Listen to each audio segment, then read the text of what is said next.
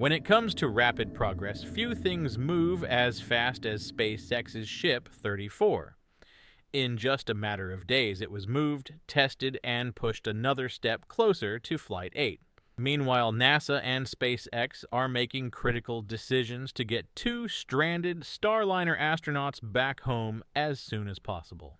And across the globe, China just launched a brand new version of the Long March rocket, marking another milestone in their space ambitions. Just a few days ago, Booster 15 fired up in a powerful static fire test at Starbase, taking Flight 8 preparations to the next level. But while that was a big step, all eyes quickly shifted to the final major component of this mission, Ship 34. By February 9th, the ship transport stand had already arrived at Starbase and was swiftly moved into Mega Bay 2. Later that day, Ship 34 was lifted onto the stand and transported to Massey's test site for evaluation. Many assumed testing wouldn't happen right away, but in true SpaceX fashion, things moved at breakneck speed. A road closure schedule was posted for February 12th, hinting at upcoming tests, but it wasn't initially clear whether they were for Test Tank 16 or Ship 34. However, time was of the essence. If Flight 8 is to stay on track, Ship 34 needed to complete testing fast.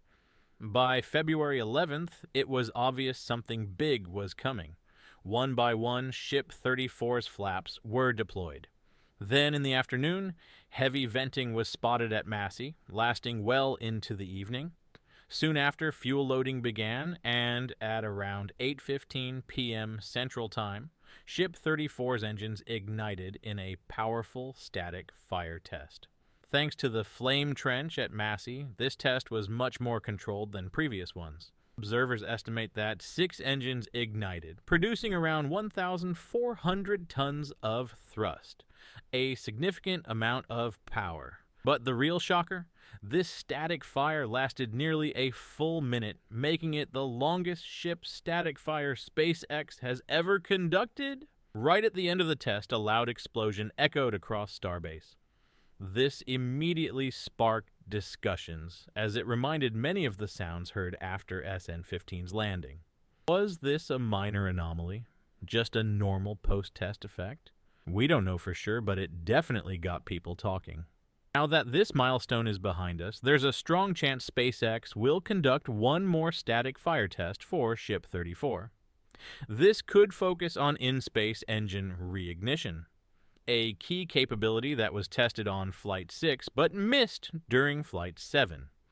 If SpaceX moves forward with this, it will be a critical step in proving Starship's ability to restart its engines in orbit. This test was also visually stunning. Conducted at night, the contrast of glowing exhaust against the dark sky made for an absolutely breathtaking sight. For those wanting high-quality footage of this event, be sure to check out Starship Gazer's coverage. They always capture incredible shots. Post-test inspections revealed no significant damage, confirming the test was a success. With this, Ship 34 has nearly wrapped up its individual testing and will soon return to Starbase for final preparations. However, this time SpaceX is expected to conduct more thorough checks on its engine system and structural components to avoid any issues in upcoming missions. Once these inspections are complete, Ship 34 will receive several key installations, including the PEZ dispenser payload deployment system, a simulated payload, and the flight termination system. After that, it will head to the launchpad for integration with Booster 15. At this pace, a February launch is looking more and more possible. However, the final launch date still depends on regulatory approvals, especially from the FAA. Do you think Flight 8 will launch this month? If you're optimistic, type "this month" in the comments below. And don't forget to like and subscribe to stay up to date with all things SpaceX. Meanwhile, another chapter in Starship's history is officially closing. The last remaining piece of the Starship Phi 1 era, Ship 32, has been retired. On February 7th, SpaceX moved Ship 32 into High Bay, where it was cut into sections. By February 10th, several pieces had already been removed, including the aft section, the methane tank, and the payload section. The nose cone is expected to be scrapped soon as well. This follows the systematic retirement of older Starship prototypes, including Booster 4, Ship 26, and Booster 14.1. While it's sad to see these vehicles go, we have to acknowledge their role in getting SpaceX to where it is today.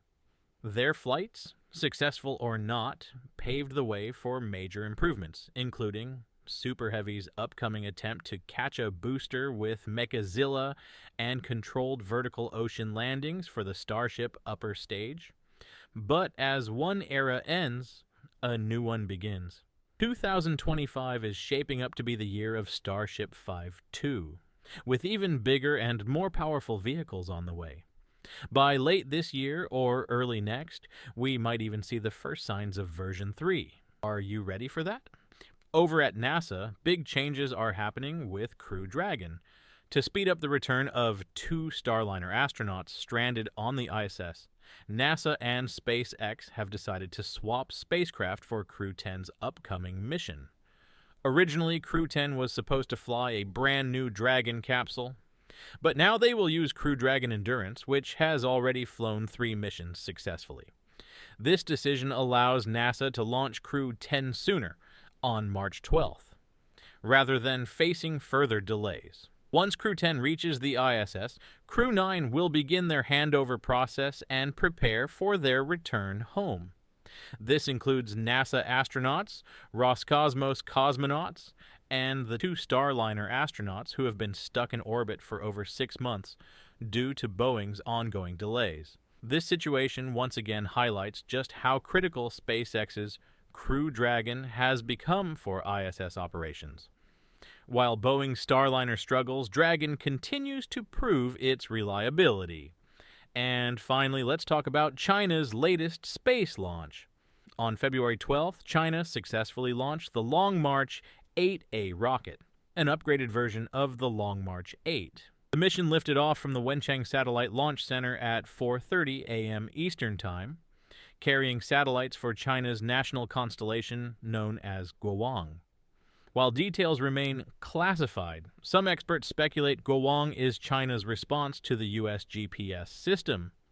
The Long March 8A is an evolution of its predecessor, featuring a 5.2-meter diameter payload fairing, 480 tons of takeoff thrust, and a payload capacity of up to 7 tons to sun-synchronous orbit.